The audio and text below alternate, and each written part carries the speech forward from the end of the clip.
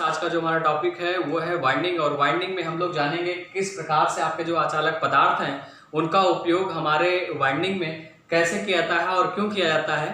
तो हम इससे पहले हम आपसे चर्चा करें कि जिस प्रकार से हमारे वैद्युत क्षेत्र में चालक का उपयोग किया जाता है, यानी कि यहाँ पर धारा प्रवाहित करने के लिए हमें चालक पदार्थों की जरूरत पड़ती है, उसी प्रकार से उन्हें शॉर्ट सर्किट होने से बचाने के लिए हमें अचालक पदार्थों की भी जरूरत पड़ती है।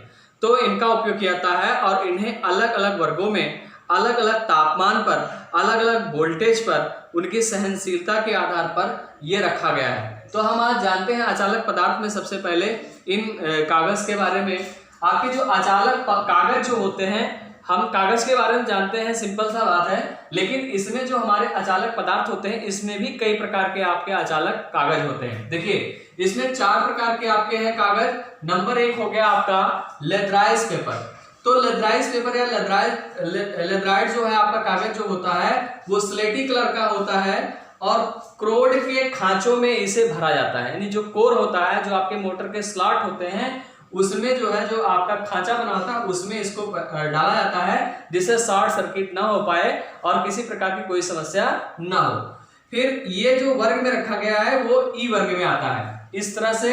दूसरा है आपका प्रेसफॉर्म पेपर। तो प्रेसफॉर्म पेपर भी जो आपका अचालक होता है और ये पीले कलर का होता है, चमकीला, और इसे वर्ग ए में रखा गया है। इसके बाद हम देखेंगे इस ट्रिप्लेक्स पेपर होता है जो लेथराइज पेपर और प्रेसफॉर्म के बीच में जो होता है आपका पॉलिस्टर डाल करके बनाया जाता है और ये आपका भूरा, स्लेटी, हरा, पीला और ये अलग अलग प्रकार के कलर में आते हैं और इसे वर्ग ई में रखा गया है। इस तरीके से अगला जो आपका आता है वो आपका है मिलनेक्स पेपर। मिलनेक्स जो पेपर होता है उसे सिंथेटिक कागज से बनाया जाता है और इसमें ये सफेद कलर का नमी का विरोध करता है, यानी नमी अवशोषित नहीं करता और उच्च विद्युत सामर्थ्य होती है, इसमें सहने की क्षमता भी इसमें अधिक होती है मिलनेक्स पेपर में।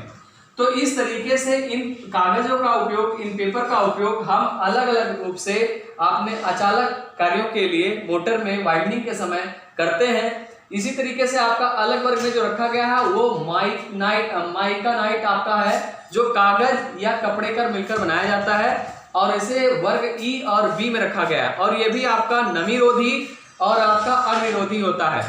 फिर इसके बाद आता है एम्पायर क्लॉथ। इसमें अचालक कपड़ा आता है और इसमें आपके 2 आते हैं, एम्पायर क्लॉथ और फाइबर ग्लास।